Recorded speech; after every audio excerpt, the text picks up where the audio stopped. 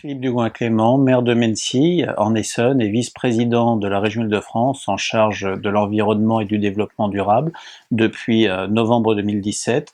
Ça fait maintenant bientôt 3 ans que j'ai le bonheur de porter les politiques franciliennes en faveur de la transition énergétique, en faveur d'une région qui soit décarbonée, une région qui soit 100% ENR et une région qui passe d'une région hyper consommatrice et hyper dépendante à une région un peu moins consommatrice et un peu moins dépendante.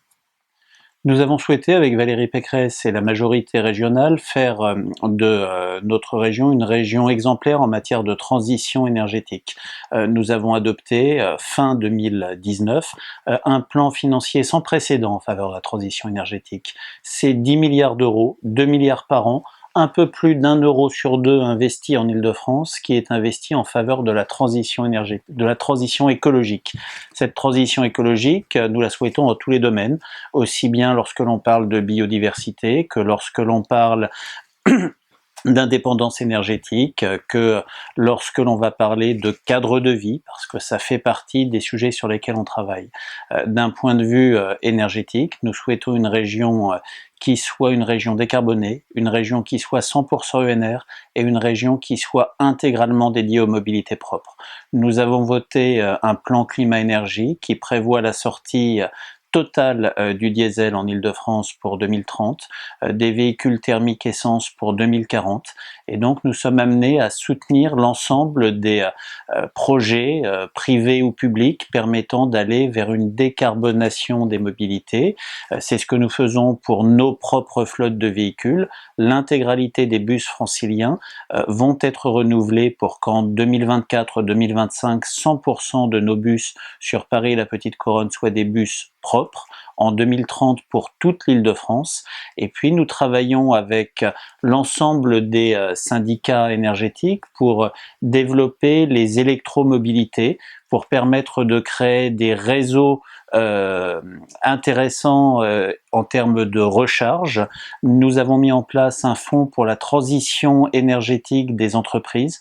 Aujourd'hui, c'est plus de 4000 véhicules en Île-de-France appartenant à des TPE, PME, libéraux qui ont pu faire l'objet de renouvellement grâce à des aides, allant de 1500 à 9000 euros de la part de l'Île-de-France. Et puis, nous nous intéressons également énormément aux questions du développement de l'hydrogène vert.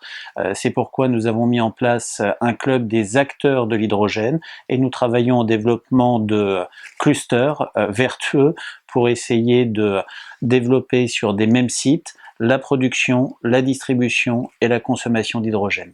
Concernant le maillage d'un réseau de bornes de recharge cohérent, qui est par nature plus difficile à développer en moyenne et grande couronne que sur Paris et la micro-couronne, nous travaillons avec les grands syndicats en charge de la compétence énergie, c'est notamment le CIGEF, le CIPEREC, le SDESM, qui couvre l'intégralité de la Seine-et-Marne, c'est-à-dire 45% de l'Île-de-France, pour venir financer les études préalables et surtout financer le développement d'investissements sur ces bornes de recharge pour permettre que la transition vers des mobilités propres, elle ne concerne pas que la Petite Couronne, mais elle concerne les 12 300 000 franciliens.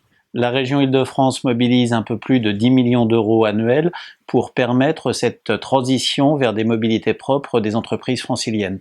Notre cible sont les TPE, PME, entreprises libérales, taxis, jusqu'à 10 millions d'euros de chiffre d'affaires pour les entreprises. Nous pouvons amener de 1500 à 9000 euros d'aide selon le coût du véhicule. Les véhicules que nous allons subventionner sont aussi bien des 2 roues que des triporteurs, des véhicules dits de tourisme ou des véhicules utilitaires.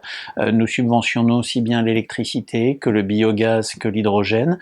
Et la seule démarche à faire est d'aller se connecter via le site internet de la région pour aller monter son dossier, pouvoir bénéficier d'une aide.